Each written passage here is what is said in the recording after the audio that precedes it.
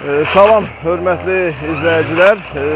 Qeyd edin ki, biz Azərbaycan Respublikası Könüllü İctimai İctimai Birliyi, mən Mərkəzi Aran Regional Təşkilatının sədri Cavid Filiyev. Bəli, bu günləri biz Göyçayın Şərəkə kəndindəyik.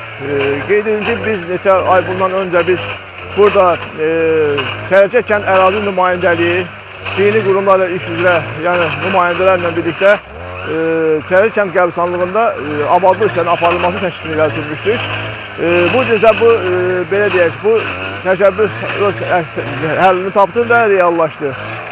İndi biz gəldik bura, bugün 13 mart 2025 tarix Göyçayın Şərəkə kəndində biz çəkiliş edirik, bunu ictimailəşdiririk, qarşı qurumlara çatdırırıq ki, doğrudan da hər bir kənddə və yaxud da şəhər qəbristanlıqlarında bunlar hər biri həyata keçirilməlidir, bu abadlıq işləri. Mən indi buradan ilk öncə Şərəkə kənd ərazi nümayəndəliyinin